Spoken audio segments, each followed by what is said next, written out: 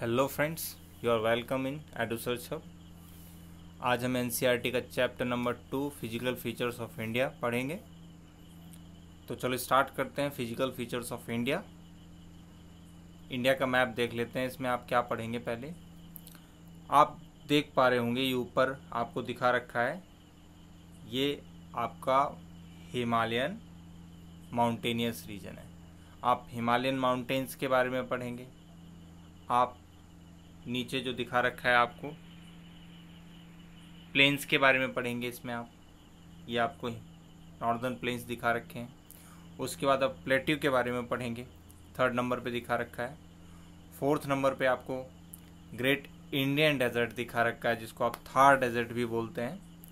और 5th number पे आपको कोस्टल प्लेन्स दिखा रखे हैं। उसमें ईस्टर्न और वेस्टर्न दोनों कोस्टल प्लेन्स आपको दिखा रखे हैं। चलो तो शुरू करते हैं। You have already learned earlier that India is a vast country with varied land forms. तो अभी आपने देखा इसमें कितना ज़्यादा डिफ्रेंसिएशन है, कितनी ज़्यादा डाइवर्सिटी है। कहीं पर माउंटेन्स हैं तो कहीं पर प्लेट्यू हैं, तो कहीं पर प्लेन्स हैं, तो कहीं पर कोस्टल प्लेन्स हैं। So what kind of terrain do you live इन। अब आप जहाँ पर रहते हैं वो, अगर आप उत्तराखंड, जम्मू एंड कश्मीर, हिमाचल प्रदेश में अगर रह रहे हैं तो आप माउंटेनियस रीजन में रह रहे हैं, तो आप माउंटेन्स पे रह रहे हैं। अगर आप यूपी बिहार में रह रहे हैं तो आप गैंजेटिक प्लेन में रह रहे हैं। तो आप जहाँ पर रह रहे हैं तो आप उससे अच्छी तरीके से फैमिलियर होंगे। If you live in the plains you are familiar with the vast stretches of plain land. In contrast if you live in hilly region the rugged terrain with mountains and valleys are common features। बिल्कुल, अगर आप mountainous region में रह रहे हैं तो वहाँ पर आपको रग्ड टेरेन मिलेगा, यानी कि आपको उबड़ खाबड़ जगह मिलेगी, और वहाँ पर आपको माउंटेन्स देखने को मिलेंगे, वहाँ पर वैलीज देखने को मिलेंगे। माउंटेन्स तो आप जानते होंगे क्या होता है, और वैलीज हम समझ लेते हैं वैली क्या होती है। ये इस तरीके से ये माउंटेन है, और इसके बीच वाला जो एरिया होता है, ये वी शेप का जो ये बीच वाला दो माउंटेन के बीच में जो एरिया होता है, इसको हम बोलते हैं वैली। तो आपको समझ में आया होगा। So valleys are common features. In fact our country has practically all major physical features of the earth. यानी कि इंडिया में आपको सब कुछ देखने को मिलेगा। अभी आपने मैप में देखा, माउंटेन्स भी हैं, प्लेन्स भी हैं, डेजर्ट्स भी हैं, प्लेट्यूज भी हैं, आइलैंड्स भी हैं, सब कुछ इंडिया में है। तब ये होते क्या हैं, इनको एक बार समझ लेते हैं। माउंटेन्स, ये जैसा कि आप ये देख रहे हैं, ये किस तरीके से लैंड है, और इसके बाद ये इस तरीके से। ये जो आपको सबसे ज़्यादा हाइट वाला दिख रहा है, ये है माउंटेन। इसके बाद ये जो आपको सबसे नीचे वाला दिख रहा है, ये है प्लेन। और जो माउंटेन से जिसकी हाइट कम है माउंटेन के कंपैरिजन में, बट प्लेन की कंपैरिजन में जिसकी हाइट ज़्यादा है, और ये एक सपाट यानी कि फ्लैट लैंड है, ये चौरस है, सपाट है, तो ये है आपका प्लेट्यू। और मोस्ट ऑफ द प्लेट्यूज जो होते हैं वो वॉल्केनिक इरप्शन से लावा जो निकला होता है उसके ठंडा होने से बनते हैं। तो इसलिए ये काफ़ी ज़्यादा स्टेबल होते हैं और काफ़ी ज़्यादा हार्ड रॉक्स वाले होते हैं, क्योंकि इनमें इग्नियस रॉक्स की प्रेजेंस होती है। और अगर आप प्लेन्स की बात करें तो ये प्लेन्स जो होते हैं ये काफ़ी ज़्यादा फर्टाइल होते हैं, और इनमें जो सॉइल होती है वो सेडिमेंट्स होते हैं, इकट्ठा हो जाते हैं, जो यहाँ पर एकत्रित हो जाते हैं। तो ये आपको तीनों अच्छी तरीके से समझ में आए होंगे। अब आगे इसमें बता रखा है आपको, माउंटेन्स आपको समझ में आ गया होगा, प्लेन्स, डेजर्ट्स, जहाँ पर रेनफॉल 25 सेंटीमीटर से कम होती है तो वहाँ पर सॉइल काफ़ी ज़्यादा लूज हो जाती है, और उसके बीच में वाटर भी नहीं होता है, और water containing capacity, water retaining capacity उसकी बहुत कम हो जाती है, और वहाँ पर वेजिटेशन भी नहीं होती, क्योंकि जब वेजिटेशन तो तभी होगी ना जब वाटर होगा। वहाँ पर वाटर की ही अवेलेबिलिटी नहीं है, तो वहाँ पर कुछ कैक्टस टाइप प्लांट आपको मिलेंगे, जैसे खेजड़ी है, बबूल है, ये आपको कांटेदार वृक्ष मिलते हैं वहाँ पे, ये ट्रीज़ आपको मिलते हैं। बट आपको हरे भरे पेड़ वहाँ नहीं मिलेंगे क्योंकि वहाँ पर पानी की कमी है। तो डेजर्ट्स हो गया। प्लेट्यू आपने अभी समझा। आइलैंड्स, आइलैंड क्या होता है? आइलैंड एक ऐसा एरिया होता है, जैसे कि ये मान लीजिए कोई एक लैंड मास है, तो ये लैंड मास चारों तरफ से पानी से घिरा होता है। जब ये चारों तरफ से पानी से घिरा हो तो इसको हम बोलते हैं क्या? इसको हम बोलते हैं आइलैंड।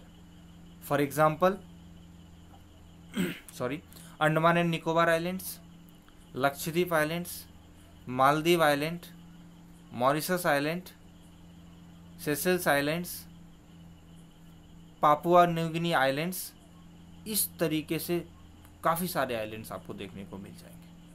तो आपको आइलैंड भी समझ में आ गया होगा आइलैंड क्या होता है। और इंडिया के बारे में बोला जाता है, इंडिया एक पेनिनसुलर प्लेट्यू, इंडिया के प्लेट्यू को बोला जाता है पेनिनसुलर। तो पेनिनसुलर क्या होता है ये आपको पता होगा। जब कोई इस तरीके से, ये इंडिया है, 3 तरफ से पानी से घिरी है, ऊपर से लैंड बाउंड्री है। तो जब 3 तरफ से पानी से कोई भी बॉडी लैंडमास घिरा होता है तो उसको हम बोलते हैं पेनिनसुला। इसीलिए इंडिया का जो सदर्न पार्ट है उसको पेनिनसुला बोला जाता है। तो ये आपको अच्छी तरीके से समझ में आ गया होगा। आगे देखते हैं इसके बारे में। So you must be wondering how these physical features have been formed. कैसे इनका फॉर्मेशन हुआ, कैसे बने, तो वो आपको आगे बताया गया है, डिस्कस करेंगे। So we will learn more about major physical features of India and how they have been formed. So we find different types of rocks. Some are very hard like marble which has been used for making the Taj Mahal. अब rocks जो होती हैं वो 3 प्रकार की होती हैं। There are 3 types of rocks. Type 1 that is igneous rocks. Igneous rocks. अब इग्नियस रॉक्स क्या होती हैं? जब मैग्मा अंदर से निकलता है और वो लावा के रूप में जब ठंडा हो जाता है तो उस टाइम पे जो रॉक्स का फॉर्मेशन होता है, जैसे ग्रेनाइट है, बेसाल्ट है, इनको हम बोलते हैं igneous rocks. Second type of rocks होती हैं सेडिमेंट्री रॉक्स। अब ये सेडिमेंट्री रॉक्स क्या होती हैं? अब जब इग्नियस रॉक्स हों या अदर टाइप ऑफ जो थर्ड रॉक है उसमें धीरे धीरे वैदरिंग होता है, इरोजन होता है और दूसरी जगह पर जाकर डिपोजिशन हो जाता है। फॉर एग्जाम्पल समझ लेते हैं, जैसे कि मान लीजिए यहाँ पर ये इग्नियस रॉक है आपकी, ये इग्नियस रॉक्स यहाँ पर है और ये कोई ऐसा लैंड है यहाँ पे। अब यहाँ से जब छोटे छोटे पार्टिकल्स इसके टूट टूट के गिरते हैं, वेदरिंग प्रोसेस से पानी हवा से यहाँ पे इकट्ठे हो जाते हैं। तो ये इकट्ठे होते जाएंगे, एक लेयर बन गई, फिर भी आगे ऊंचाई तक है मान लो, और ये ऐसे इकट्ठे होते जाएंगे तो इसमें डिफरेंट लेयर्स बन जाएंगे। अब क्या है, ये जो रॉक्स बनेंगी इनको हम बोलते हैं सेडिमेंट्री रॉक्स, बिकॉज ये इसलिए फॉर्म हुई हैं क्योंकि यहाँ पर सेडिमेंटेशन हुआ है और सेडिमेंटेशन के रिजल्ट से ही इनका फॉर्मेशन हुआ है। और थर्ड टाइप ऑफ रॉक्स जो होती हैं वो होती हैं आपकी third type of rocks, these are metamorphic rocks. ये होती हैं आपकी मेटामॉर्फिक रॉक्स। अब क्वेश्चन ये बनता है मेटामॉर्फिक रॉक्स क्या होती हैं? मेटामॉर्फिक रॉक्स जब इग्नियस रॉक्स या सेडिमेंट्री रॉक्स काफ़ी नीचे दब जाती हैं, काफ़ी नीचे जब ये रॉक्स दब जाती हैं, जैसे मान लीजिए कि ये इस तरीके से सरफेस है और इसके नीचे ये रॉक्स दबी हुई हैं, कोई भी रॉक्स हो सकती हैं। तो इस पे क्या है, एक तो वेट काफ़ी ज़्यादा है इसके ऊपर, तो हाई, इसके ऊपर हाई प्रेशर है, प्रेशर इज हाई। और जैसे आपको मालूम होगा, आप नीचे की तरफ जब जाते हैं तो नीचे एस्थेनोस्फीयर है और टेम्परेचर इंक्रीज होता जाता है। तो यहाँ पर प्रेशर हाई है और प्रेशर के साथ साथ यहाँ पर टेम्परेचर भी हाई है। तो because of this high pressure and high temperature, what happens that these two types of rocks, igneous rocks and the sedimentary rocks, are converted into another type of rock. So this type of rock which is formed now, this is called metamorphic rocks. समझ में आया आपको? तो इनको क्या बोलते हैं? इनको हम मेटामॉर्फिक रॉक्स बोलते हैं. For example gneiss. ग्रेनाइट क्या है? इग्नियस रॉक है. ग्रेनाइट से फिर बाद में क्या बनता है? नीस बन जाता है. और क्या एग्जाम्पल है? मार्बल. तो सेडिमेंट्री रॉक्स है, जो लाइमस्टोन होता है, चूना पत्थर होता है, वो एक सेडिमेंट्री रॉक है, बट बाद में उसी से क्या बन जाता है? मार्बल बन जाता है. तो वो भी मेटामॉर्फिक रॉक है. मार्बल से ताजमहल बना हुआ है, आपको मालूम होगा. मकराना से, राजस्थान से लाया गया था. और राजस्थान में काफ़ी ज़्यादा सेडिमेंट्री रॉक्स पाई जाती हैं. कैल्शियम वहाँ पे ज़्यादा पाया जाता है. डेजर्ट्स के बारे में हम अभी इसमें पढ़ेंगे, तो आपको अच्छी तरीके से ये चीज़ समझ में आएगी. चलो तो फिर आगे बढ़ते हैं. तो ये 3 टाइप्स ऑफ रॉक्स आपको इसमें समझा रखी हैं. So we find different types of rocks. Some are very hard like marble which has been used for making the Taj Mahal, and some are very soft like soapstone which is used in making talcum powder. एक soapstone यहाँ पर जो आपका लिख रखा है, ये एक टाइप का स्टोन होता है और ये काफ़ी ज़्यादा सॉफ्ट होता है. इससे टैल्कम पाउडर बनाया जाता है. टैल्कम पाउडर बॉडी में लगाया जाता है. ये क्या करता है कि मॉइस्चर को ऑब्जर्व करता है, जिससे बॉडी में मॉइस्चर ज़्यादा नहीं रहती है, तो इसलिए इसको टैल्कम पाउडर को लगाया जाता है. So the colour of soil varies from one place to other because soil is formed out of different types of rocks. So what is written here कि आप अगर एक जगह से दूसरी जगह जाते हैं तो आपको सॉइल में भी चेंजिंग देखने को मिलती है. अलग अलग जगह पर अलग अलग सॉइल होती है. अब ये सॉइल अलग अलग जगह पर अलग अलग क्यों? क्योंकि सॉइल का टेक्सचर, सॉइल का कलर, सॉइल की फर्टिलिटी, सॉइल की अवेलेबिलिटी, ये सब किस पर डिपेंडेंट है? ये सब निर्भर करते हैं वहाँ किस टाइप की रॉक्स हैं, कौन सी रॉक्स वहाँ पर हैं. जैसी रॉक्स होंगी उससे ही बाद में सॉइल फॉर्म होगी. तो अगर वहाँ पर ग्रेनाइट रॉक्स हैं तो वहाँ पर सॉइल ब्लैक बनेगी. डिफरेंट टाइप ऑफ रॉक्स से डिफरेंट टाइप ऑफ सॉइल बनेगी. वहाँ पर बेसाल्ट रॉक है तो भी वहाँ पर ब्लैक सॉइल बनेगी. अगर वहाँ पर मान लीजिए कि सैंडस्टोन है तो वहाँ पर रेड सॉइल बनेगी. तो ये सॉइल ये रॉक्स डिसाइड करती हैं कि वहाँ पर किस तरीके की सॉइल होगी. आपको समझ में आ गया होगा. आगे देखते हैं. So have you ever thought about the causes of these variations? Most of these variations are caused due to differences in rock formations. Rock का फॉर्मेशन कैसे होता है? अभी आपको बताया इग्नियस रॉक्स ऊपर आती हैं, तो जब मैग्मा ऊपर आता है इग्नियस रॉक्स बनती हैं. सेडिमेंट्री रॉक्स कैसे बनती है, मेटामॉर्फिक रॉक्स कैसे बनती हैं, तो उनके फॉर्मेशन पर डिपेंड करता है ये.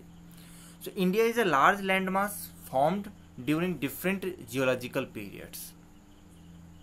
तो इंडिया एक बड़ा लैंड मास है. इसमें डेजर्ट का फॉर्मेशन अलग हुआ, हिमालय का फॉर्मेशन अलग हुआ, नीचे का जो भी आपका डेक्कन प्लेटू है वो अलग से आके लगा. सबका अलग अलग फॉर्मेशन हुआ, अलग अलग टाइम पीरियड पे हुआ. जियोलॉजिकल पीरियड्स का मतलब टाइम पीरियड. तो जियोलॉजी के जो टाइम पीरियड्स हैं उनमें डिफरेंट में हुआ है ये. So besides geological formations a number of processes such as weathering, erosion and deposition have created and modified the relief to its present form. आज जो आपको ये धरती दिखती है, कोई लैंड आपको दिखता है, तो ये एक बहुत लंबे प्रोसेस का रिजल्ट है. तो उसमें पहले तो सेडिमेंट्री रॉक्स हों या मेटामॉर्फिक रॉक्स हों या आपके इग्नियस रॉक्स हों, वो रॉक्स हैं. फिर आगे भी इनमें प्रोसेसेस चलते रहते हैं. जैसे इग्नियस रॉक्स हैं, अब इसमें आपको बता रखा है कि इसमें वेदरिंग, इरोजन, डिपोजिशन ये भी रिस्पॉन्सिबल हैं जो आज आप देख रहे हो. तो ये क्या होते हैं ये समझ लेते हैं पहले हम. वेदरिंग क्या होता है कि ये मान लीजिए यहाँ पर ये रॉक्स हैं. अब बिकॉज ऑफ रेनफॉल पानी गिरेगा इसके ऊपर टेम्परेचर कभी ज़्यादा होगा कभी कम होगा. अब टेम्परेचर जब ज़्यादा होता है तो फिर क्या होगा कि रॉक्स जो हैं वो एक्सपेंड करती हैं. कोई भी चीज़ एक्सपेंड करती है जब टेम्परेचर ज़्यादा होता है. और फिर जब टेम्परेचर कम होगा यानी कि ठंडक होगी तो वो कॉन्ट्रैक्ट करती है, और ये प्रोसेस सालों तक चलता रहता है। और उसके ऊपर से उस पर पानी गिरता है, हवा चलती है, हवा के थपेड़े गलते हैं, और बायोलॉजिकल वेदरिंग जो है उसमें एनिमल्स उसमें खोदते रहते हैं, प्लांट्स की रूट्स हैं वो भी पत्थरों को तोड़ती रहती हैं। इसके अलावा केमिकल प्रोसेस होते हैं, कार्बोनिक एसिड, कार्बन डाइऑक्साइड है, एसिड ड्रेन हुई तो कार्बोनिक एसिड बन गया, तो उससे भी वहाँ पर रॉक्स की वेदरिंग होती है। तो ये डिफरेंट प्रोसेसेस से ये रॉक छोटे छोटे पार्टिकल्स में टूट के वहीं पे गिर जाती है। तो छोटे छोटे पार्टिकल्स का रॉक्स के वहीं पे गिर जाना, इस तरीके से वहीं पे गिर जाना, इसको हम बोलते हैं वेदरिंग। अब इसको कैरी करने वाला कोई होगा, यानी कि जब पानी बह के आएगा, हवा होगी, तो वो अपने साथ में जब लेके आएगी, यहाँ से मान लीजिए यहाँ से पानी के थ्रू ये सेडिमेंट्स यहाँ पर आए, तो ये जो प्रोसेस है जो लाया जा रहा है, वो विंड हो सकती है, वो वाटर हो सकता है, जिसके द्वारा, जिस कैरियर के द्वारा लिया जा रहा है, यहाँ पे लाके रखा गया है, तो इस प्रोसेस को बोलते हैं हम इरोजन। और उसके बाद जो यहाँ पर इकट्ठा किया गया है, यहाँ पर डिपोजिशन हुआ है, यहाँ पर इकट्ठा हुआ है, इसको हम बोलते हैं डिपोजिशन। तो काफ़ी आसान था, आपको समझ में आ गया हो गया कि वेदरिंग क्या है, इरोजन क्या है, डिपोजिशन क्या है।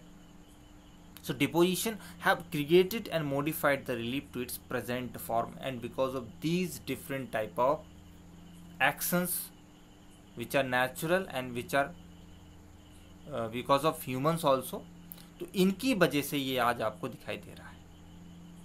आगे देखते हैं। Earth scientists have attempted to explain the formation of physical features with the help of some theories based on certain evidences। उनमें से एक क्या है, एक थ्योरी क्या है, एक थ्योरी है थ्योरी ऑफ प्लेट टेक्टोनिक्स।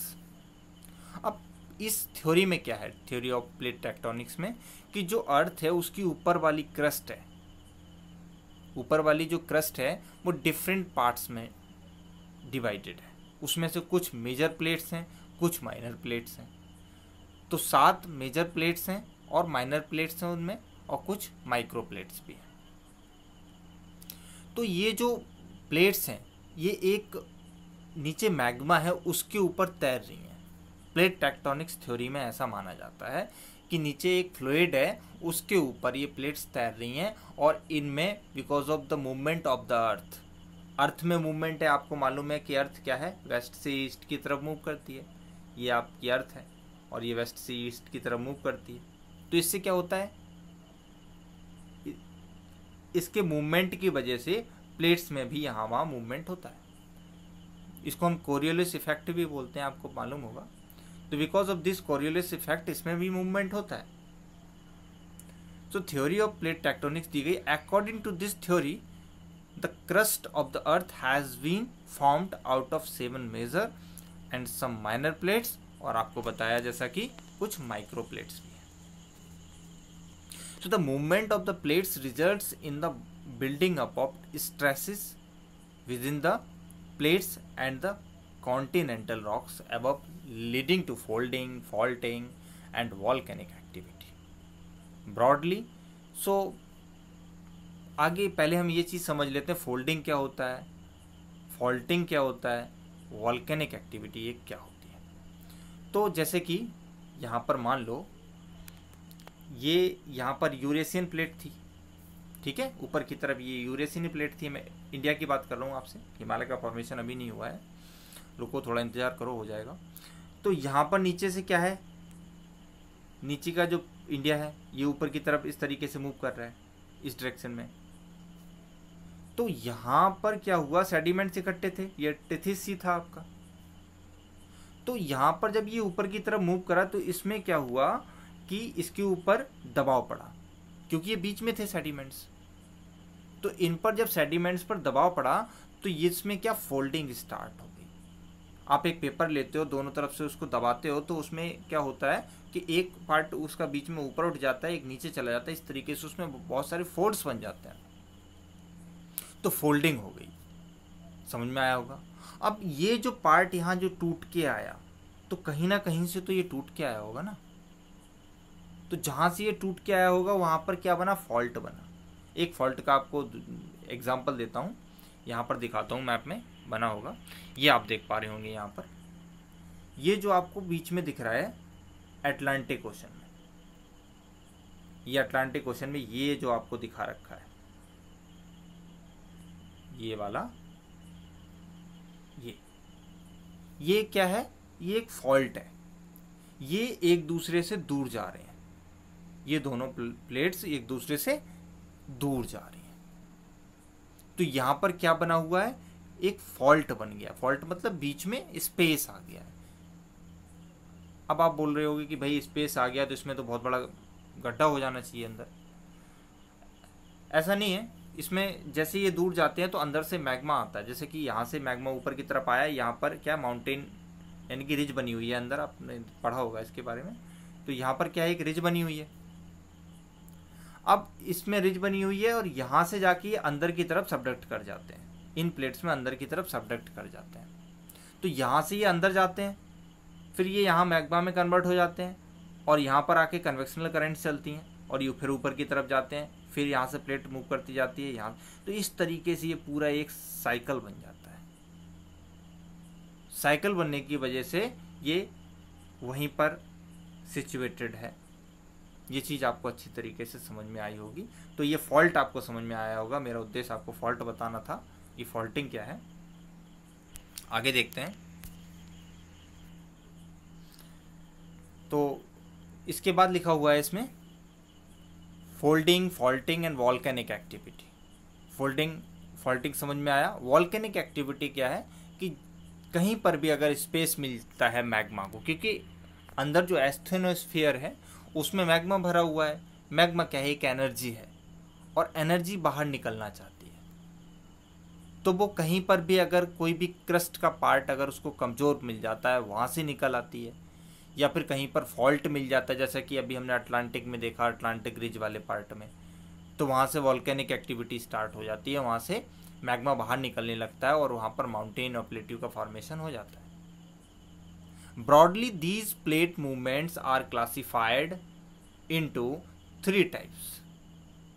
ये प्लेट मूवमेंट्स जो है इनको 3 टाइप्स में यहाँ पर आपको दिखा रखा है, बांटा गया है।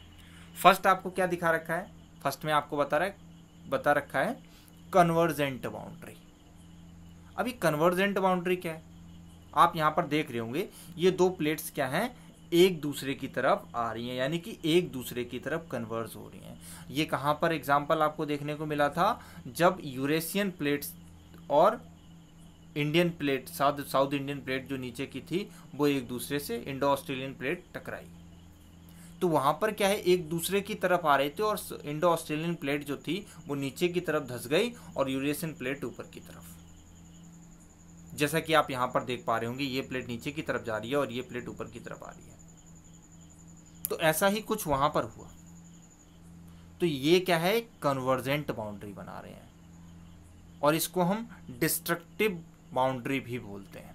क्यों, क्योंकि यहाँ पर डिस्ट्रक्शन हो रहा है, ये प्लेट नीचे की तरफ जा रही है और यहाँ पर ये मैग्मा में कन्वर्ट हो रही है, यानी कि पिघल रही है। यहाँ पर डिस्ट्रक्शन हो रहा है, यहाँ पर टूट-फूट हो रही है, यहाँ पर फोल्डिंग हो रही है, इसलिए इसको हम डिस्ट्रक्टिव बाउंड्री भी बोलते हैं। ये कन्वर्जेंट बाउंड्री है। उसके बाद सेकंड हम देख लेते हैं। सेकंड में क्या दे रखा है आपको, सेकंड आपकी डाइवर्जेंट बाउंड्री यहाँ पर दिखा रखी है। ये डाइवर्जेंट बाउंड्री है, इसमें क्या है, एक दूसरे से अलग जाते हैं। जैसा कि आपने कहाँ पर देखा था, अभी आपने देखा था अटलांटिक रिज में, मिड अटलांटिक रिज में आपने देखा था, वहाँ पर वो 2 प्लेट्स एक दूसरे से दूर जा रही थी। अभी आपको बताया था। अब ये यहाँ से ये दूर जा रही है और यहाँ से ये दूर जा रही है, और आपने आगे देखा था कि ये चीज़ अंदर की तरफ, फिर यहाँ से तो ये कैसी है, यहाँ से डाइवर्जेंट है और आगे जाके कहीं कन्वर्ज होगी तो दूसरी प्लेट के नीचे जाती है और वहाँ पर मैग्मा में कन्वर्ट हो जाता है और ये फिर से यहाँ पर आ जाता है और यहाँ से मैग्मा होता है, इकट्ठा हो जाता है यहाँ पर, ये प्लेट यहाँ फिर चली जाती है। इस तरीके से ये पूरी साइकिल बन जाती है। तो डाइवर्जेंट बाउंड्री आपको समझ में आई होगी। तो ये कैसी है, ये कंस्ट्रक्टिव बाउंड्री है। अब आप बोल रहे होगे ये कंस्ट्रक्टिव बाउंड्री कैसे है, क्योंकि यहाँ पर देखा होगा आपने, ये एक दूसरे से दूर जा रही हैं और बीच में क्या हो रहा है, बीच में यहाँ पर मैग्मा आके ऊपर इकट्ठा हो रहा है, माउंटेन फॉर्मेशन हो रहा है, यहाँ पर प्लेट्यू का फॉर्मेशन हो रहा है, यहाँ पर डिफरेंट टाइप ऑफ स्ट्रक्चर्स बन रहे हैं। तो इसलिए ये एक कंस्ट्रक्टिव बाउंड्री। थर्ड देख लेते हैं।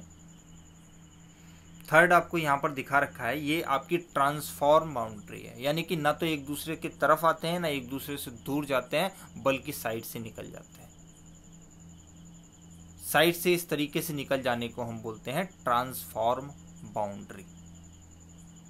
तो ये आपको तीनों समझ में आए होंगे। अब ये क्वेश्चन बनता है यहाँ पे कि इनका मूवमेंट ही क्यों होता है भाई, इनका मूवमेंट कैसे होता है? कोई एक दूसरे के पास आ रही है तो कोई एक दूसरे से दूर जा रही है, कोई बगल से निकले जा रही है, तो भाई ऐसा होता क्यों है? चलो समझ लेते हैं। ये होता है because of what? Because of convective currents. Because of convective currents. आपने अभी नीचे की तरफ देखा, ये मेंटल आपको यहां पर दिखा रखा है। ये क्या है? ये मेंटल है। ये है आपका, यहाँ पर मेंटल आपको दिखा रखा है। इसमें होता क्या है कि नीचे की तरफ हॉटस्पॉट बन जाते हैं। अब ये हॉटस्पॉट क्या होता है? नीचे की तरफ हॉटस्पॉट बन जाते हैं। यहाँ पर हॉटस्पॉट का मतलब है यहाँ पर मैग्मा बहुत ज़्यादा इकट्ठा हो जाता है और इसमें कन्वेक्टिव करंट्स चलने लगती हैं।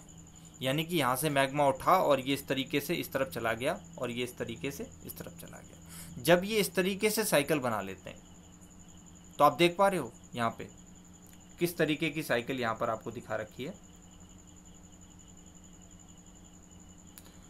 ये आपको यहाँ पर इस तरीके से इकट्ठे हुए और ऐसी साइकिल इन्होंने बना ली, ऐसी साइकिल। तो यहाँ पर आप देख रहे हो कि ये एक दूसरे से दूर होंगी क्योंकि इनका जो मूवमेंट है वो इस डायरेक्शन में है। कन्वेक्टिव करेंट्स का जो मूवमेंट है वो इस डायरेक्शन में है, मैग्मा का इस डायरेक्शन में मूवमेंट है। अब दूसरी स्थिति में हम देखते हैं, दूसरी सिचुएशन में क्या है। यहाँ पर आप देख पा रहे हो कि ये मेंटल है नीचे की तरफ और यहाँ पर क्या है, ये एक दूसरे की तरफ जा रहे हैं क्योंकि इसमें किस तरीके की बाउंड्री बनेगी, किस तरीके की करंट्स होंगी, इस तरीके से ऊपर की तरफ मूव कर रही हैं और ये करंट्स कैसी आएंगी, फाइनली इस तरीके से मूव करेंगी। किस तरीके से देख लेते हैं, ऐसे मूव करेंगे। इनकी डायरेक्शन ये होगी, इनकी डायरेक्शन, सॉरी ये उल्टा बना दिया, इस तरीके से होगी। समझ पा रहे हो ना आप मैं क्या कहना चाहता हूँ? आप समझ पा रहे होंगे अच्छी तरीके से। तो इस तरीके से इनकी बाउंड्री बनेगी। ये मिटा के फिर से बना देता हूँ।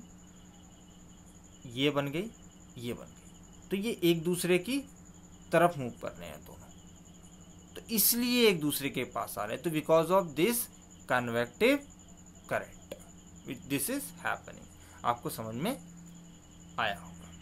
अब इसमें लिखा क्या है? So broadly these plate movements are classified into 3 types.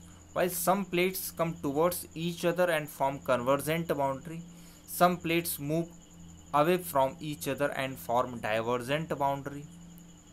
So in the event of two plates coming together, they may either collide and crumble. मतलब दो एक दूसरे की तरफ आते हैं, कोलाइड होती हैं, क्रम्बल हो सकती हैं, और वन में स्लाइड अंडर द अदर. तो अब क्रम्बल का मतलब कैसे? मुड़ सकती हैं, टूट फूट सकती हैं, और स्लाइड अंडर द अदर। तो जो इंडियन प्लेट है यानी कि इंडो ऑस्ट्रेलियन प्लेट है वो यूरेशियन प्लेट के अंदर चली गई, नीचे की तरफ चली गई, तो वहाँ पर आपने देखा कि एक दूसरे के नीचे स्लाइड कर रही है। तो एग्जाम्पल देख, कोलाइजन तो होगा, जब एक दूसरे के पास आएंगी तो टकराएंगी, तो ही टकराएंगी तभी नीचे जाएंगी, और जब टकराएंगी तभी टूट फूट होगी, बिना टकराए थोड़ी ना हो जाएगा भाई। ये तो सिंपल सी बात है, थोड़ा दिमाग होगा तो आप समझ गए होगे। So at times they may also move horizontally past each other and form transform boundary. तो अभी देखी थी ट्रांसफॉर्म बाउंड्री कैसे बनी थी. The movement of these plates have changed the position and size of the continents over millions of years. Such movements have also influenced the evolution of the present landform features of India. इस तरीके से movement ये continuously चल रहे हैं. हिमालय की height continuously बढ़ रही है. इंडिया नॉर्थ ईस्ट इंडिया जो है वो नॉर्थ ईस्टर्न डायरेक्शन में मूव कर रहा है, ऐसा माना जाता है, क्योंकि हिमालय की हाइट वहाँ पे बढ़ रही है. और ये प्लेट्स पूरी दुनिया में जितनी भी प्लेट्स हैं वो मूव कर रही हैं. तो ये यहाँ तक आपको समझ में आया होगा। उसके बाद एक डू यू नो फैक्ट दे रखा है, तो क्या है देखते हैं। Most volcanoes and earthquakes in the world are located at plate margins but some do occur within the plates. समझ में आया होगा। अब कैसे, इसमें लिखा हुआ है most volcanoes and earthquakes in the world are located at plate margins but some do occur within the plates also. समझ लेते हैं इस चीज को। अभी आपने देखा कि डिफरेंट टाइप ऑफ प्लेट्स थी, तो प्लेट्स का जहां पर मार्जिन है, यानी कि जहां पर प्लेट्स एक दूसरे से टकरा रही हैं या एक दूसरे से दूर जा रही हैं। अब प्लेट्स जब एक दूसरे से टकरा रही हैं तो होगा क्या, वहां पर टकराएंगे एक दूसरे से, एक दूसरे के नीचे जाएंगी तो उसमें मूवमेंट होगा, वाइब्रेशन होगा, कंपन होगा। तो जब कंपन होगा तो वहां पर अर्थक्वेक आएगा ही आएगा। और जब वहां पर एक दूसरे से नीचे जा रही हैं तो मैग्मा इकट्ठा हो रहा है वहां पे। मैग्मा जब ज़्यादा इकट्ठा हो जाएगा तो वो वहां तोड़ के बाहर निकलेगा, एनर्जी ज़्यादा हो जाएगी, तो वॉल्केनिक एरप्शन वहां पर होगा। अगर इसी तरीके से आपकी डाइवर्जेंट बाउंड्री है, एक दूसरे से दूर जा रही हैं, जब एक दूसरे से दूर जाएंगी तो फिर होगा क्या, तो मैग्मा बाहर निकलेगा, तो वहां पर वॉल्केनिक एरप्शन होगा। तो ये बिल्कुल सही लिखा है, most volcanoes and earthquakes in the world are located at plate margins but some do occur within the plates. अब यहाँ पर क्या लिखा हुआ है, but some do occur within the plates. अब ये कैसे हो जाता है भाई, कि विद इन द प्लेट्स कैसे हो जाता है। ये ऐसे हो जाता है कि कहीं कहीं पर प्लेट्स अगर कमज़ोर पड़ जाती हैं तो वहाँ पर वॉल्केनिक जब बहुत ज़्यादा मैग्मा इकट्ठा हो जाता है, एनर्जी बहुत ज़्यादा इकट्ठी हो जाती है, तो वहाँ पर वो बहुत प्रेशर के साथ हिट करती है। अगर वो तोड़ पाने में सक्षम होती है तो वहाँ पर तोड़ देती है और वहाँ पर वॉल्केनिक एरप्शन हो जाता है। और अगर नहीं तोड़ पाती है तो वहाँ पर वो बहुत ज़ोर से हिट करती है, तो वहाँ पर मूवमेंट हो जाता है, वहाँ पर कंपन हो जाता है, वाइब्रेशन हो जाता है और वो अर्थक्वेक कहलाता है। जैसा कि आपको महाराष्ट्र के कोयना में देखने को मिला था। ऐसा माना जाता है कि जो हमारा डेक्कन प्लेट्यू है वो बहुत ही ज़्यादा स्टेबल है। स्टेबल क्यों है, क्योंकि वो एक प्लेट्यू है। अभी आपको बताया प्लेट्यू है, इसका मतलब है वहाँ पर हार्ड रॉक्स हैं और वो काफ़ी स्थिर है। लेकिन कोयना में भूकंप आया, कैसे आया, वो इसीलिए आया क्योंकि वहाँ पर एनर्जी नीचे ज़्यादा इकट्ठी हुई और उसने हिट किया और वहाँ पर भूकंप आ गया। समझ में आया होगा आपको। आगे देखते हैं। The oldest land mass the peninsular part was a part of the Gondwana land. अब ये गोंडवाना लैंड क्या है भाई, दो पैंजिया स्टार्टिंग में था, स्टार्टिंग में पैंजिया था। ये क्या था, आपके नॉर्मली कॉन्टिनेंट्स होते हैं, एक सुपर कॉन्टिनेंट था उस टाइम पे, यानी कि केवल यही था। इसके टूटने से फिर डिफरेंट कॉन्टिनेंट्स बने, सब कंट्रीज हैं, कॉन्टिनेंट्स हैं, सब अलग अलग हुए। तो पहले एक ही लैंड मास था, वो था पैंजिया। और उसके चारों तरफ, जैसे मान लीजिए ये आपकी अर्थ है और यहाँ पर ये लैंड मास, ये कुछ भी है, ये पैंजिया है, और इसके चारों तरफ जो सी था वो उसको बोलते थे पैंथालासा। तो पैंजिया बाद में टूटा, लेकिन इससे पहले इसके दो पार्ट थे, इसको दो पार्ट में डिवाइड किया गया था।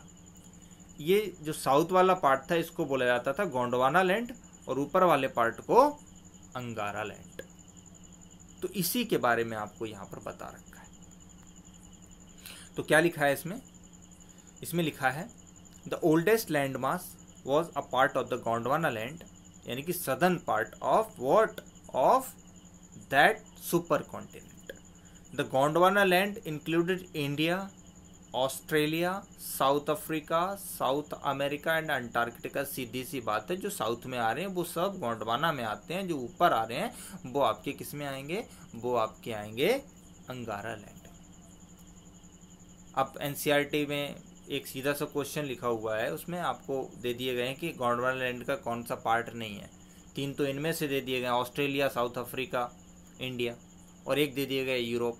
भाई कहाँ है यूरोप, बिल्कुल नॉर्थ में है, तो वो तो हो ही नहीं सकता। तो आप इस तरीके के अगर क्वेश्चंस आ जाते हैं कॉम्पिटिटिव एग्जामिनेशंस में या आपके जो एकेडमिक्स है उसमें, तो आप आराम से कर सकते हैं। आगे देखते हैं। The convectional currents split the crust into A number of pieces. अब ये कन्वेक्शनल करेंट्स क्या होती हैं, अभी आपको बताया। मैग्मा जब गर्म हो जाता है, तो कोई भी चीज़ जब गर्म होती है, एनर्जी होती है, तो ऊपर की तरफ मूव करती है। इसी तरीके से यहाँ पर भी कन्वेक्शनल करंट्स मैग्मा की बन जाती हैं, मैग्मा ऊपर की तरफ मूव करता है और जाके हिट करता है और इन प्लेट्स को मूव करने में हेल्प करता है। The convectional currents split the crust into A number of pieces, thus leading to the drifting of the Indo-Australian plate after being separated from the Gondwana land towards north। अभी हमने देखा India की जो Indo Australian plate है तो वो भी Gondwana land का ही हिस्सा है, वो ऊपर की तरफ मूव करती है, तो वो इसकी ही वजह से मूव करती है। So the northward drift resulted in the collision of the plate with the much larger Eurasian plate. कौन सी प्लेट? Eurasian plate. तो ऊपर वाली जो है वो यूरेशियन प्लेट है, यानी कि हिमालय की ऊपर वाली जो प्लेट है आज जहाँ पर स्थित है हिमालय, वहाँ की बात कर रहा हूँ।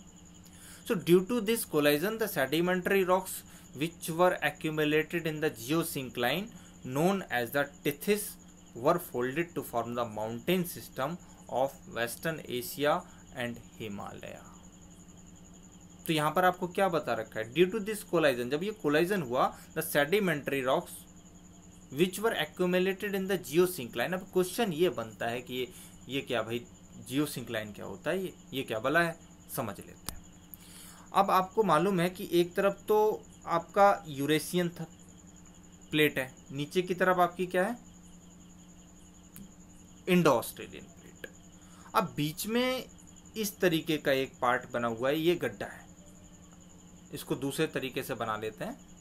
ये इस तरीके से बना हुआ है, ये तो एक पार्ट। अब यहाँ पर क्या है, ये जियोसिंक्लाइन है, यानी कि ये एक अंदर की तरफ धसा हुआ गड्ढा है, इसको हम बोलते हैं जियोसिंक्लाइन। और इसमें क्या हुआ, सेडिमेंट्स इकट्ठे होते गए, क्योंकि आपको मालूम होगा इस तरफ से रिवर्स जो थी, इस तरफ से रिवर्स, दोनों तरफ से रिवर्स यहाँ पर सेडिमेंट्स लाती गई, यहाँ पर सेडिमेंट्स इकट्ठे होते गए। और ये क्या है, ये टिथिस सी है, यानी कि यूरेशियन प्लेट और इंडियन प्लेट के बीच में, इंडो ऑस्ट्रेलियन प्लेट के बीच में क्या था, टिथिस सी था। So the geosyncline known as the Tethys were folded to form the mountain system of western Asia and Himalaya. अब जब इसमें इस तरीके से मूवमेंट हुआ तो जिस सेडिमेंट जो भी इकट्ठे थे यहाँ पे, इन पे दबाव पड़ा और ये फोल्ड हो गए, और यहाँ पर डिफरेंट रेंजेस माउंटेन यानी कि हिमालय की देखने को आपको आज मिलती हैं। तो ये चीज़ आपको अच्छी तरीके से समझ में आ गई होगी, मुझे ऐसी उम्मीद है। आगे बढ़ते हैं। गोंडवाना लैंड के बारे में यहाँ पर आपको बता रखा है। It is the southern part of the ancient super continent Pangaea with अंगारा land in the northern part. तो आपको बताया था कि एक तो आपका सदर्न पार्ट है और एक नॉर्दर्न पार्ट है। सदर्न पार्ट को क्या बोलते थे, सदर्न पार्ट को बोलते थे गोंडवाना लैंड और नॉर्दर्न को अंगारा लैंड।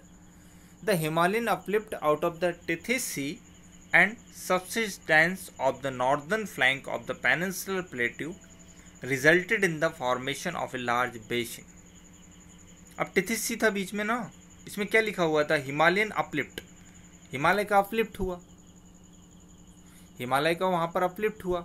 अब यहाँ पर क्या बन गया, एक बेसिन बन गया। जैसे यहाँ पर हिमालय का इस तरीके से अपलिफ्ट हुआ था हिमालय, अब हिमालय तो यहाँ पर अपलिफ्ट हुआ, एक ऐसा फोल्ड बन गया, इस तरीके से फोल्ड बन गया। अब यहाँ पर क्या सेडिमेंट्स इकट्ठे होते गए। ये किसकी बात हो रही है, ये बात हो रही है आपके आज जो गैंजेटिक प्लेन है, यानी कि जो आपको गंगा का मैदान, उत्तरी मैदान दिखाई देता है, उसकी बात हो रही है। यहाँ पर इस तरीके से ये जियोसिंक्लाइन बन गया और यहाँ पर सेडिमेंट्स इकट्ठे होते गए और आज आपको यहाँ पर प्लेन दिखाई देता है। So the Himalayan uplift out of the Tethys sea and subsidence of the northern flank of the peninsular plateau resulted in the formation of a large basin। Basin क्या होता है, ये अभी आपको बताया था, जियोसिंक्लाइन है, जो जियोसिंक्लाइन था। अब हिमालय का फॉर्मेशन आपने सुना भी, उसमें क्या था कि एक जियोसिंक्लाइन बन गया, एक गड्ढा बन गया और उसमें फिर बाद में सेडिमेंट्स इकट्ठे थे और वो दबाव पड़ा तो ऊपर की तरफ हिमालय बन गया। इसी तरीके से बेसिन होता है और ये किसी माउंटेनियस रीजन है, उसके नीचे का जो इसके फुट है, फुट्स के पास वाला जो रीजन होता है थोड़ा नीचे वाला, तो उसको हम क्या बोलते हैं, उसको बेसिन बोलते हैं। और इसमें सेडिमेंट्स इकट्ठे होते गए और क्या बना, प्लेन बन गया। ये आपको अच्छी तरीके से समझ में आया होगा। सो ये मिटा दूं। In due course of time this depression gradually got filled with deposition of sediments by the rivers flowing from the mountains in the north and the peninsular plateau in the south, अभी discuss किया। A flat land of extensive alluvial deposits led to the formation of the northern plains of India। और इस तरीके से हमारा उत्तर का विशाल मैदान बना जहाँ पर बहुत ही ज़्यादा हाई डेंसिटी पॉपुलेशन की है, बहुत ही अच्छी क्रॉप्स होती हैं। तो ये आपको समझ में आया होगा। The land of India displays great physical variation. Geologically, the peninsular plateau constitutes one of the ancient land masses on the Earth's surface. हाँ बिल्कुल, उस टाइम पे जब पैंजिया था वो वन ऑफ द क्या, वही था सब कुछ, यानी कि वो सबसे पुराना था। अब उसका ही पार्ट हमारा पेनिनसुलर प्लेट्यू है, तो ये तो पुराना है ही। One of the ancient land masses on the earth surface, definitely there is no doubt in that. So it was supposed to be one of the most stable land blocks। ऐसा माना जाता है ये बहुत ही ज़्यादा स्टेबल है। Stable क्यों है अभी आपको बताया। ये किससे बना हुआ है, ये इग्नियस रॉक्स से बना हुआ है और ये काफ़ी ज़्यादा भारी होती हैं और इसलिए ये काफ़ी ज़्यादा स्टेबल लैंड है। The Himalayas and the northern plains are the most recent landforms. अब पहले क्या हुआ, पहले आपका ये जो पेनिनसुलर प्लेट्यू है काफ़ी पुराना है। जब पेनिनसुलर प्लेट्यू बहुत पहले बन गया था, उसमें मूवमेंट कहाँ से कहाँ था हो गया, करोड़ों साल लगे उसको मूवमेंट करने में। उसके बाद जाके वो डिपोजिशन हुआ, डिपोजिशन के बाद फिर उसमें टकराई, फिर उसमें फोल्ड बने, तब जाके आपका हिमालय बना। तो कितना टाइम में अंतर है आप खुद सोच सकते हो इस बात को। So the peninsular plateau constitutes one of the ancient land masses on the earth surface. It was suppose to be one of the most stable land blocks. The Himalayas and the northern plains are the most recent landforms। तो हिमालय का formation अभी आपने देखा, हिमालय बन गया, उसके नीचे फिर बेसिन बन गया, उसके फुट से लेकर आसपास, तो वहाँ पर सेडिमेंट्स इकट्ठे हो गए, प्लेन बन गया। यानी कि हिमालय का पहले फॉर्मेशन हुआ, उसके बाद आपका किसका, उसके बाद आपका प्लेन का फॉर्मेशन हुआ। तो ये चीज़ आपको समझ में आई होगी। From the view point of geology, Himalayan mountains form an unstable zone. अब इसमें क्या लिखा है, जियोलॉजी के पॉइंट ऑफ व्यू से। जियोलॉजी क्या होता है, जियोलॉजी का मतलब होता है रॉक्स जो हैं उनकी स्टडी करना, उनके आधार पर, रॉक्स के आधार पर बताना कि अर्थ के अंदर क्या है, किस तरीके के वहाँ पर मटेरियल्स प्रेजेंट हैं, तो वो जियोलॉजी कहलाता है। तो उसके आधार पर बोला जाता है कि हिमालयन माउंटेन्स जो हैं वो काफ़ी ज़्यादा अनस्टेबल हैं। और सिंपल सी बात है, यहाँ पर क्या, यहाँ पर कन्वर्जेंट बाउंड्री है, और कन्वर्जेंट बाउंड्री में क्या है, एक प्लेट दूसरे प्लेट के नीचे जा रही है, तो यहाँ पर निश्चित रूप से आप समझ सकते हो कि यहाँ पर मूवमेंट है, मूवमेंट है तो यहाँ पर वाइब्रेशन है, वाइब्रेशन है तो यहाँ पर अर्थक्वेक है, अर्थक्वेक है तो अनस्टेबल है। सिंपल सी बात है, इसमें क्या समझना। The whole mountain system of Himalaya represents a very youthful topography. Youthful topography का मतलब हिमालय जो हमारा है उसमें नई नई पहाड़ियाँ देखने को मिलती हैं। अब अरावली में क्या है, बहुत पुराना है, उस टाइम पे माना जाता है अरावली बहुत ऊंचा था, धीरे धीरे उसमें क्या हुआ, उससे वेदरिंग हुआ, एरोजन हुआ, आज इस स्थिति में है कि काफ़ी नीचे रह गया, बहुत पुराना माउंटेन। लेकिन हिमालय नया माउंटेन, यूथफुल टोपोग्राफी है इसकी, बहुत ऊंची ऊंची पीक्स हैं इसकी, डीप वैलीज हैं इसकी, और इसमें से बहुत सारी रिवर्स फ्लो कर रही हैं। So the northern plains are formed of alluvial deposits. Alluvial समझ रहे होगे आप, एलुवियल सॉइल क्या होती है, जब वहाँ से वेदरिंग और रिवर्स के थ्रू जब सेडिमेंट्स आते हैं, रिवर्स के थ्रू जब सेडिमेंट्स आते हैं वो यहाँ पर इकट्ठे हो जाते हैं, तो इसको हम एलुवियल सॉइल बोलते हैं, रिवर्स के थ्रू जो सेडिमेंट्स आते हैं। So the peninsular plateau is composed of igneous and metamorphic rocks with gently rising hills and wide valleys. तो the peninsular plateau is composed of igneous and metamorphic rocks, there is no doubt in that. अभी आपको बताया ये igneous rocks से बना हुआ है। अब इग्नियस रॉक्स मेटामॉर्फिक में कन्वर्ट होगी, क्योंकि because of high pressure and temperature what happens कि igneous rocks are converted into metamorphic rocks. जैसे ग्रेनाइट है, granite is converted into what, granite is converted into gneiss, so that is metamorphic rocks. Gneiss is metamorphic rocks but granite is igneous rock. समझ में आया होगा। Rocks with gently rising hills and wide valleys. वहाँ पर आपको बहुत सारी hills देखने को मिलेगी। साउथ इंडिया में आप हिल्स के लिए वो फेमस है और वहाँ पर वैलीज भी देखने को मिलती हैं। तो आगे देखते हैं। अब यहाँ पर major physiographic divisions of India हैं। उसमें फर्स्ट है आपका हिमालयन माउंटेन्स, सेकंड है नॉर्दर्न प्लेन्स, थर्ड है पेनिनसुलर प्लेट्यू, फोर्थ है इंडियन डेजर्ट, फिफ्थ है कोस्टल प्लेन्स, सिक्स्थ है आइलैंड्स। इनके बारे में इसमें अलग अलग डिटेल्स में दे रखा है, वो हम अभी देखेंगे। मेजर फिजियोग्राफिक डिविजन्स में फर्स्ट है द हिमालयन माउंटेन्स। सो कैसे इनका फॉर्मेशन हुआ, कहाँ कहाँ पर आज ये हैं, कहाँ पर, तो इसके बारे में हम देखेंगे।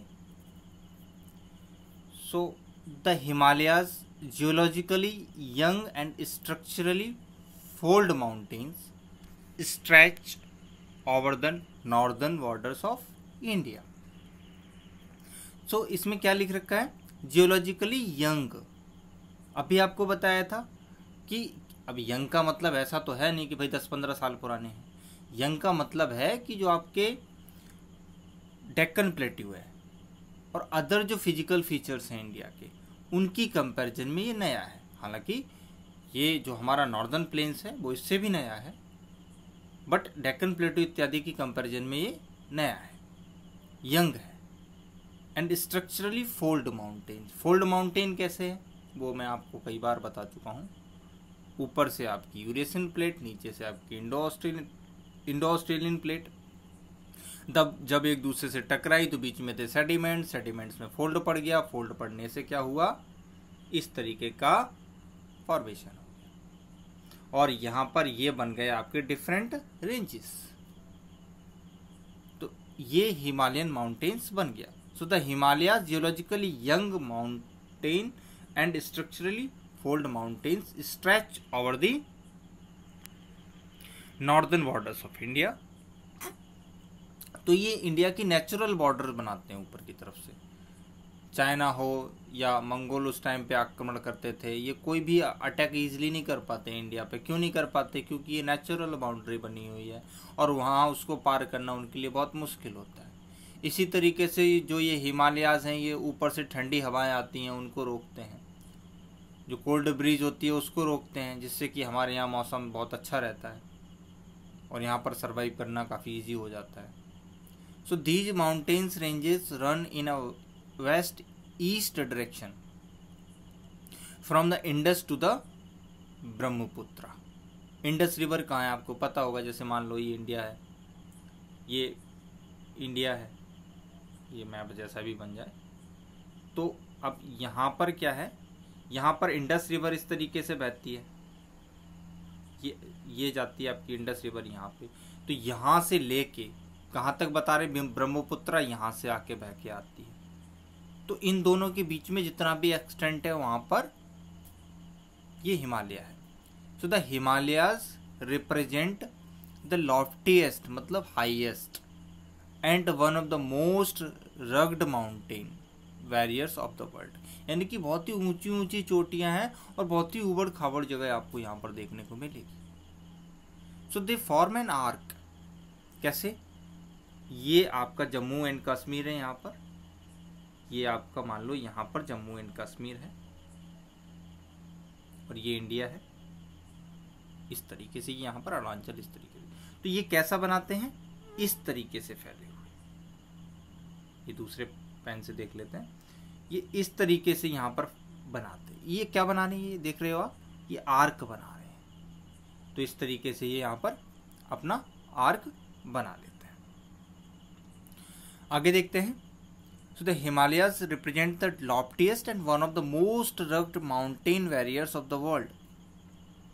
They form an arc which covers distance of about 2400 kilometre. यानी कि यहाँ से और यहाँ तक कितना है, 2400 किलोमीटर। और उनकी चौड़ाई कहाँ है, कितनी है, 400 किलोमीटर से 150 किलोमीटर। यानी कि आप यहाँ पर जम्मू एंड कश्मीर में यहाँ पर ज़्यादा देखने को मिलती है। जैसे ही आप इस डायरेक्शन में मूव करेंगे, यानी कि ईस्टर्न डायरेक्शन में मूव करेंगे, और चौड़ाई कम होती जाएगी और वो 150 किलोमीटर रह जाती है। The altitudinal variations are greater in the eastern half than those in the western half. समझ पा रहे हो ना? The altitudinal variations are greater in the eastern half, यानी कि जो ईस्टर्न पार्ट है, ये वाला जो पार्ट है, यहाँ पर आपको एल्टीट्यूडनल वेरिएशन जो है, यहाँ पर नेपाल का पार्ट आ जाता है आपका। यहाँ पर नेपाल में ही दुनिया की सबसे ऊंची चोटी है माउंट एवरेस्ट। यहीं पर आपकी बहुत सारी पीक्स हैं, बहुत सारी लंबी लंबी पीक्स हैं, यानी कि बहुत ऊंची ऊंची पीक्स हैं और कुछ छोटी भी पीक्स हैं। तो यहाँ पर बहुत ज़्यादा वेरिएशन देखने को मिलता है, इतना आपको इस तरफ देखने को नहीं मिलता है। तो ये चीज़ आपको यहाँ पर बता रखी है। The altitudinal variations are greater in the eastern half than those in the western half. The Himalaya consists of 3 parallel ranges in its longitudinal extent. किसकी बात हो रही है? Longitudinal extent की बात हो रही है, यानी कि इस तरीके से बात हो रही है, इस तरीके से। अगर ऊपर से नीचे की तरफ आप आएंगे तो आपको क्या बता रखा है इसमें? The Himalaya consists 3 parallel ranges. Longitudinal extent में इस तरीके से बात हो रही है। आगे देखते हैं इसमें, अ number of valleys lie between these ranges, और इनके रेंजेस के बीच में क्या है? अब जैसे ये मान लो ये आपकी एक रेंज है, दूसरी रेंज है, ये तीसरी रेंज। क्या है? ये इस तरीके से ही तो बनी होगी। रेंज का मतलब क्या है? इस तरीके से बनी हुई है। तो इसके बीच में ये वैलीज हों, ये तो स्वाभाविक है, इसके बीच में वैलीज होंगी और उन वैलीज में लोग बाग रहते हैं। बहुत ज़्यादा तो नहीं, बट यहाँ पर पॉपुलेशन ठीक ठाक है। उत्तराखंड, हिमाचल प्रदेश, जम्मू एंड कश्मीर में ठीक ठाक है, ज़्यादा तो नहीं है। So the altitudinal variations are greater in the eastern half. The Himalaya consist of 3 parallel ranges, a number of valleys lie between these ranges. The northern most range is known as the great or inner Himalayas. Great or inner Himalayas or the Himadri. तो जब northern most की बात अगर की जाए तो उसको क्या क्या नाम बोला जाता है, ये आपको याद होना चाहिए। उसको ग्रेट हिमालय, इनर हिमालय और हिमाद्री। तो ये चीज़ आपको समझ में आई होगी। तो अब इसको क्वेश्चन ये बनता है, इसको इनर हिमालय क्यों बोला जाता है? क्योंकि इसको तो इनर नहीं बोलना चाहिए, ये तो काफ़ी ऊपर की तरफ है। आपने अभी यहाँ पर ये चीज़ देखी होगी कि ये इस तरीके से आर्क बन रहा है, ये आर्क बन रहा है और इसके बीच में क्या है? यहाँ पर सेंटर बनेगा। अगर पूरा एक सर्कल बनाओ आप, तो इसलिए ये जो सर्कल के पास वाला जितना भी हो, अभी ये इसके लिए अंदर वाला पार्ट है, ये अगर इधर इधर जाओगे तो ये बाहर वाला हो गया। तो इसीलिए जो नॉर्दर्न मोस्ट है उसको इनर हिमालय बोला जाता है। और हिमाद्री तो इसलिए बोला जाता है क्योंकि यहाँ पर बराबर ये बर्फ से, इनकी चोटियाँ बर्फ से ढकी रहती है, क्योंकि हाइट यहाँ पर बहुत ज़्यादा देखने को मिलती है। तो समझ में आ गया होगा। आगे देखते हैं, ये रेस कर लें। आगे इसमें लिखा हुआ है, it is the most continuous range consisting of the loftiest peaks with the average height of 6000 meters. It contains all the prominent Himalayan peaks. यानी कि जितनी भी हिमालयन बड़ी बड़ी पीक्स हैं वो इसमें आपको देखने को मिलेंगी। इसकी जो एवरेज हाइट है वो 6000 मीटर है। तो ये चीज़ काफ़ी आसान है, आपको समझ में आई होगी। यहाँ पर आपको दिखा रखा है डिफरेंट रेंजेस के बारे में, तो देख लेते हैं एक बार क्या क्या रेंजेस हैं। तो ये आपको काराकोरम रेंज इत्यादि। अब इसके लिए एक मैंने जिस तरीके से मैंने याद कर रखा है वो मैं आपको बताता हूँ। KL ZPD। अब ये KL ZPD क्या है? काराकोरम रेंज है ऊपर, लद्दाख रेंज, जांस्कर रेंज, पीर पंजाल रेंज और धौलाधर रेंज।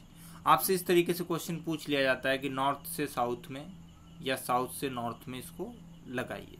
तो कॉम्पिटिटिव एग्जामिनेशंस में मैं इस क्वेश्चन को कम से कम 3 से 4 बार फेस कर चुका हूँ। सेम क्वेश्चन, इसको नॉर्थ से साउथ लगाइए या साउथ से नॉर्थ लगाइए। हाल ही में अभी CAPF 2019 का एग्ज़ाम हुआ था, तो उसमें भी ये क्वेश्चन आया था, तो उसमें भी फेस किया था, सिविल में भी फेस किया था। तो इस तरीके के क्वेश्चंस आते रहते हैं। तो ये आपको समझ में आया होगा अच्छी तरीके से। आगे देखते हैं। तो इसमें लिखा हुआ है आगे, अब इसकी some highest peaks of the Himalayas आपको बता रखी है। तो इसमें क्या है कि आप इनके नाम तो सभी के पता होने चाहिए, आपको कौन सी कंट्री में ये भी पता होना चाहिए। अब हमारे इंडिया में अगर हैं तो इंडिया में कंट्री में कौन से स्टेट में है ये भी पता होना चाहिए। अब हाइट की बात है तो हाइट आपको जो ऊपर की दो है, एक माउंट एवरेस्ट और एक कंचनजंगा, इन दो की हाइट आपको पता है, दैट्स इनफ। इन सब की हाइट ये आपको याद नहीं करनी है, ना करनी है और ना कर पाओगे। So the mount Everest Nepal में है, कंचनजंगा इंडिया में है, highest peak of India that is Kanchenjunga. Makalu Nepal में है, धौलागिरी नेपाल में है, नंगा पर्वत इंडिया में है, अन्नपूर्णा नेपाल में है, नंदा देवी इंडिया में है, कामेत इंडिया में है, नामचा बरवा इंडिया में है, गुरला मंदाता नेपाल में है। तो ये आपको याद होनी चाहिए, ये मस्ट है, याद होनी चाहिए। So the folds of great Himalayas are asymmetrical in nature. अब ये तो भाई कैसे क्या लिख दिया समझ में ही नहीं आ रहा ये तो भाई, चलो समझ लेते हैं। ये असिमेट्रिकल का मतलब क्या है, यानी कि सिमेट्री क्या होता है। इस तरीके से अगर कोई माउंटेन है, अगर हम इसको बीच से 90 डिग्री इसमें डालते हैं, बीच से इस तरीके से हम इसमें अगर बीच से डालें 90 डिग्री, तो यहाँ पर क्या ये वाला जो पार्ट है और ये वाले दोनों पार्ट है, अगर इनको फोल्ड किया जाए, मिलाया जाए, तो ये दोनों सेम है। ये दोनों कैसे सेम है, और जब ये दोनों सेम होते हैं तो इसको बोलते हैं सिमेट्रिकल। बट हिमालयास के सिमेट्रिकल नहीं है, ठीक है, समझ में आया। क्योंकि यहाँ पर क्या था, यहाँ पर आर्क के फॉर्म में ये नीचे की प्लेट मिली आके, तो अलग अलग जगह पर अलग अलग टाइप का प्रेशर लगा, तो सब जगह अलग अलग प्रेशर लगेगा, तो फिर सिमेट्रिकल कहाँ पर होंगे, कहीं पर ऊंचे हो जाएंगे, कहीं पर नीचे हो जाएंगे, कहीं पर चौड़े हो जाएंगे, कहीं पर पतले हो जाएंगे, तो सिमेट्रिकल तो सवाल ही नहीं बनता। So the folds of great Himalayas are asymmetrical in nature. The core of this part of Himalayas is composed of granite. अब आप सोच रहे होगे, एक तो अभी आप बोल रहे थे कि यहाँ पर सेडिमेंटेशन हुआ और उस सेडिमेंटेशन से फोल्ड्स बने, उससे हिमालय का फॉर्मेशन हुआ, तो ये ग्रेनाइट कहाँ से आ गई। ग्रेनाइट तो इग्नियस रॉक्स होती है। ये ग्रेनाइट इसलिए है, यहाँ पर ये बात हो रही है ग्रेट हिमालयाज की। और जब यूरेशियन प्लेट से इंडो ऑस्ट्रेलियन प्लेट टकराई, तो जो यूरेशियन प्लेट्स में खुद में फोल्ड पड़े, उसमें जो क्रम्बल हुआ, उसमें फोल्ड्स पड़े, तो उससे ये रेंज बनी है। तो इसीलिए इसमें ग्रेनाइटिक रॉक्स पाई जाती हैं। समझ में आया होगा अच्छी तरीके से। इट इज पेरेनियली स्नो बाउंड, यानी कि इसमें बराबर बहुत ही ज्यादा हाइट है ना। अभी आपने देखा मोस्ट ऑफ द जो पीक्स हैं, हाईएस्ट पीक्स हैं, लॉफ्टीएस्ट पीक्स हैं, वो इसी में पाई जाती हैं। तो यहाँ पर स्नो बाउंड होना ये तो लाजिमी है। And a number of glaciers descend from this range. अब भाई सीधी सी बात है, अगर यहाँ पर आइस 12 महीने है तो फिर यहाँ पर ग्लेशियर्स भी होंगे, और जब ग्लेशियर्स होंगे तो कभी कभार मेल्ट भी होते होंगे। जब ज़्यादा सनलाइट गिरती है तो मेल्ट होते हैं, और जब मेल्ट होते हैं तो स्ट्रीम्स में कन्वर्ट होते हैं, डिफरेंट स्ट्रीम्स मीट करती हैं, फिर जाके रिवर बनती है जिससे हमें पानी मिलता है। समझ में आ रहा है ना, बहुत ही आसान है। अब उसके बाद फाइंड आउट में कुछ दे रखा है यहाँ पे, वो क्या दे रखा है देख लेते हैं। यहाँ पर आपको कुछ दिखा रखा है। फर्स्ट है the names of the glaciers and passes that lie in great Himalayas. The name of the states where highest peaks are located. तो फर्स्ट क्या है, the names of the glaciers and passes that lie in great Himalayas. तो ये हम देख लेते हैं इसको। तो glaciers in the great Himalayas ये हैं Gangotri glacier, Chaturangi glacier, Bhagirathi glacier, Kharag glacier, Satopanth, Kamet, Milam and Pindari. तो इनके नाम आप याद कर लेना और एक बार मैप में भी इनको लोकेट कर लेना। अब पासेस यहाँ पर कौन कौन से हैं ग्रेट हिमालयाज में, काराकोरम पास, सिपकीला पास, नाथुला पास, बोमडीला पास, इनको भी मैप में एक बार लोकेट कर लेना। उसके बाद सेकेंड क्वेश्चन क्या था, the name of the states where highest peaks are located. तो माउंटेन पीक्स और स्टेट्स के बारे में यहाँ पर आपको बता रखा है। तो कंचनजंगा सिक्किम में है, नंगा पर्वत जम्मू एंड कश्मीर में है, नंदा देवी उत्तराखंड में है, कामेत उत्तराखंड में है, नामचा वर्मा आसाम में है। तो ये दोनों जो भी क्वेश्चन थे ये सॉल्व हो। तो ये दोनों अभी इनके आंसर्स हमने देखे। आगे देखते हैं। The range lying to the south of the Himadri forms the most rugged mountain system and is known as Himachal or lesser Himalaya. Himadri के साउथ में, यानी कि जो ग्रेटर हिमालय था उसके साउथ में आपको बहुत ही ज़्यादा उबड़ खाबड़ एक माउंटेन सिस्टम देखने को मिलता है, जिसको हिमाचल हिमालय या लेसर हिमालय बोलते हैं। The ranges are mainly composed of highly compressed and altered rocks. अब ये क्या है भाई, हाईली कंप्रेस्ड, अब तो बीच में है, तो बीच का तो वैसे भी दबना ही दबना है, तो ये भी बीच में दब गया, तो हाईली कंप्रेस्ड हो गया। एंड अल्टर्ड रॉक्स, अब ये अल्टर्ड रॉक्स क्या होती हैं? अल्टर्ड रॉक्स का मतलब जो स्टार्टिंग में रॉक्स थी अब उनमें काफ़ी ज़्यादा परिवर्तन हो गया है, यानी कि अब ये मेटामॉर्फिक रॉक्स में कन्वर्ट हो गई हैं, तो इसलिए यहाँ पर अल्टर्ड रॉक्स ज़्यादा पाई जाती हैं। The altitude varies between 3700 and 4500 metres. तो ये एल्टीट्यूड था। ग्रेटर हिमालयाज में कितना था? 6000 मीटर। इसमें कितना है? 37 से 4500 मीटर्स के बीच में। And the average width that is 50 kilometre. Greater में कितना था? आपने देखा था। So the while the Pir Panjal range forms the longest and the most important range, the Dhauladhar and the Mahabharat ranges are also prominent ones. तो ये पीर पंजाल रेंज है, धौलाधार रेंज है, महाभारत रेंज है, तो ये डिफरेंट रेंजेज हैं हिमालय की। तो this range consist of the famous valley of Kashmir. Kashmir ये आपका पीर पंजाल रेंज में आता है, Kashmir valley. Kangra and Kullu valley भी फेमस है, हिमाचल में आती है, हिमाचल रेंज जो है। So this region is well known for its hill stations. तो आपने सुना होगा जो हिमाचल वाला एरिया है, जम्मू कश्मीर का साउथ वाला एरिया है, या आपका उत्तराखंड का नॉर्थ वाला एरिया है। उत्तराखंड का नॉर्थ क्या, पूरा उत्तराखंड ही ये हिल स्टेशंस के लिए काफ़ी ज़्यादा फेमस है। तो अब लोकेशन ऑफ मसूरी, नैनीताल, रानीखेत, ये फाइंड आउट में आपको एक बताना है। Location of Mussoorie, Nainital, Ranikhet from your atlas and also name the state where they are located. तो आपको ये तो सुनने से ही पता चल रहा होगा कि तीनों उत्तराखंड में हैं। अब ये कैसे हैं, कहाँ हैं, देख लेते हैं। इस तरीके से मान लीजिए ये आपका यहाँ पर उत्तराखंड है, ये नेपाल है, यहाँ पर नेपाल है, आपको पता होगा यहाँ पर नेपाल से बाउंड्री लगती है, और ये आपका उत्तराखंड है। तो उत्तराखंड में यहाँ पर क्या है, यहाँ पर है आपका मसूरी, यहाँ पर आता है मसूरी, और यहाँ पर आता है आपका रानीखेत, और यहाँ पर आता है नैनीताल। बोला जाता है ना कि तालों में है नैनीताल, बाकी सब तलैया। तो ये आपका है मसूरी, ये है नैनीताल, और ये है रानीखेत। ये तीनों कहाँ हैं? उत्तराखंड में है। आगे देखते हैं। The outermost range of Himalayas is called the Shivaliks. Outermost यानी कि सबसे बाद वाली, वो शिवालिक्स है। So they extend over a width of 10 to 50 kilometre. इनकी विड्थ कितनी है, चौड़ाई कितनी है? 10 से 50 किलोमीटर है।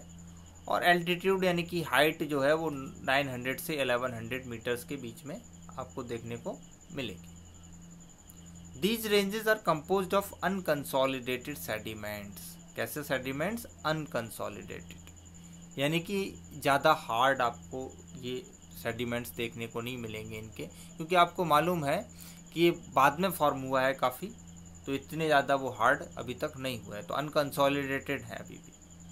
Brought down by reverse from the main Himalayan ranges located for the north. अब इसमें क्या है कि नॉर्थ वाल ग्रेटर हिमालयाज है और मिड हिमालयाज जो भी है, तो वहाँ से रिवर्स अपने साथ में सेडिमेंट्स लेके आई, और वो सेडिमेंट्स यहाँ पर शिवालिक के आसपास छोड़ते कि यहाँ पर शिवालिक के जो फुट है उसके पास में आपको बहुत सारे एलुवियल फैंस देखने को मिलेंगे। तो वो रिवर्स के ही द्वारा बनते हैं और बहुत सारे एलुवियल फैंस जब मिल जाते हैं तो वहाँ पर तराई रीजन बन जाता है। तो उसके बारे में अभी हम पढ़ेंगे अच्छी तरीके से। So these valleys are covered with thick gravel and alluvium. The longitudinal valley lying between Lesser Himalaya and the Shivaliks are known as dunes। यानी कि किसके बीच में लाई करती हैं जो valleys? Lesser Himalaya and Shivaliks के बीच में जो वैलीज हैं उनको दून्स बोलते हैं। जैसे कि देहरादून है, कोटली दून है, पाटली दून है। ये फैक्चुअल इंफॉर्मेशन है, ये आपको पता होना चाहिए। So besides the longitudinal divisions, यानी कि आपने लॉन्जिट्यूडनल देखा था, ऊपर ग्रेटर हिमालय था, फिर बीच का है, फिर लास्ट में शिवालिक। अब इसमें क्या देख रखा है? The Himalayas have been divided on the basis of regions from west to east also. So these divisions have been demarcated by river valleys. For example the part of Himalayas lying between Indus and Satluj has been traditionally known as Punjab Himalaya. चलो इसको एक map में हम अलग से देख लेते हैं। ये आपको यहाँ पर दिखा रखा है मैप में, ये पंजाब हिमालय है। ये वाला आप फर्स्ट देख रहे होंगे, ये पंजाब हिमालय है। उसके बाद आपको कुमायूं हिमालय दिखा रखा है, फिर नेपाल हिमालय दिखा रखा है, फिर आसाम हिमालय दिखा रखा है। तो ये जगहों के नाम पर है। ये पंजाब वाला पंजाब में है इसलिए पंजाब हिमालय, कुमायूं वाले क्षेत्र उत्तराखंड वाले क्षेत्र में है तो इसलिए कुमायूं हिमालय। ये नेपाल में है तो नेपाल हिमालय, उसके बाद आसाम में है तो आसाम हिमालय। अब ये रिवर्स के बीच में है, कौन कौन सी है तो आप देख पा रहे होंगे, ये जो लाइन है वो आपको रिवर्स की बाउंड्री दिखा रही है। तो इंडस से सतलुज तक है ये पंजाब हिमालय, सतलुज से काली तक है कुमायूं हिमालय, काली से तीस्ता तक है नेपाल हिमालय, और तीस्ता से दिहांग रिवर तक है आसाम हिमालय। तो ये चीज़ आपको क्लियरली दिख रही होगी। सो ये था आपका ईस्ट से वेस्ट की तरफ, या वेस्ट से ईस्ट आप कुछ भी कह सकते हो। So these divisions have been demarcated by river valleys. For example the part of Himalayas lying between Indus and Satluj has been traditionally known as Punjab Himalaya. तो अब पंजाब क्यों कहते हैं आपको अभी बताया। So but it is also known regionally as Kashmir and Himachal Himalaya from west to east respectively. The part of the Himalayas lying between Satluj and Kali rivers is known as Kumayu Himalayas. The Kali and Teesta rivers demarcate the Nepal Himalayas, and the part lying between Teesta and Dihang rivers is known as the Assam Himalayas. So there are regional names also. इनके अपने regional names भी अलग अलग हैं, आप देखना एक बार उनको क्या क्या हैं। तो ये चीज़ आपको समझ में आई होगी, नॉर्थ से साउथ किस तरीके से बांट रखा है और वेस्ट से ईस्ट किस तरीके से बांट रखा है। ये थोड़ा वीडियो लेंदी है बट इसमें लगभग आधा चैप्टर हो जाएगा, उसके बाद नेक्स्ट वीडियो बनाया जाएगा। So the Brahmaputra marks the easternmost boundary of the Himalayas। क्योंकि आपको मालूम है कि दिहांग से ब्रह्मपुत्र एंटर कर रही है वहाँ पर, तो वो ईस्टर्न मोस्ट बाउंड्री बना रही है वहाँ पे। सो बियॉन्ड द दिहांग गॉर्ज से ही एंटर करती है। जैसे मान लीजिए इंडिया का मैप है यहाँ पे, ये इस तरीके से इंडिया यहाँ पर ये है, तो यहाँ से एंटर करती है। तो यहाँ पर क्या है, ये दिहांग गॉर्ज है।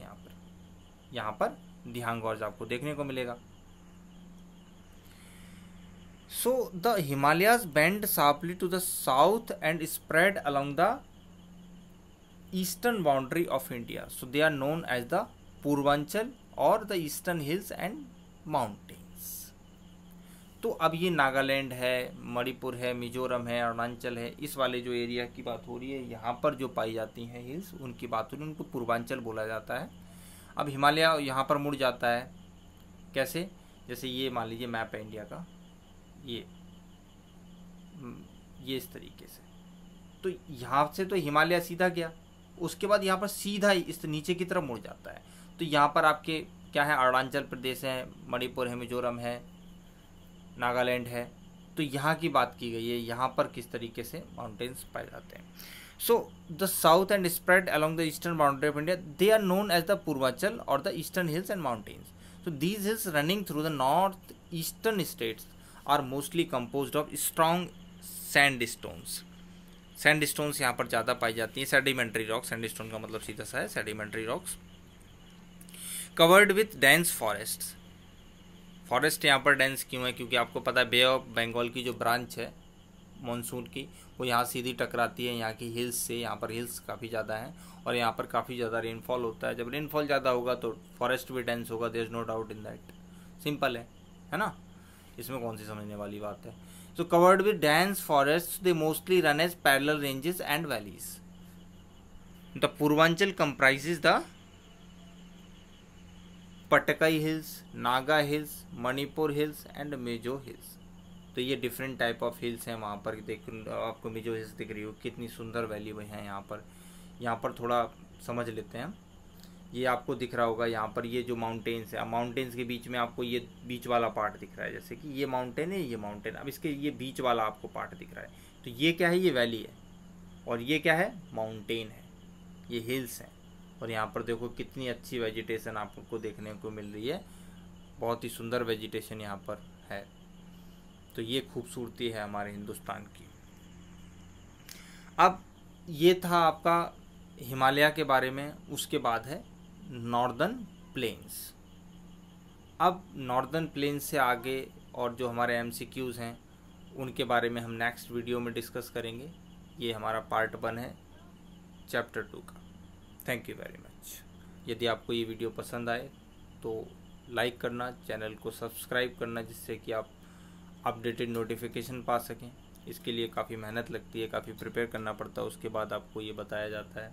और मैं ज़्यादातर सोचता हूँ कि टू द पॉइंट बात की जाए, यहाँ वहाँ कोई भी भटकाने वाली बात या कोई और बात ना की जाए।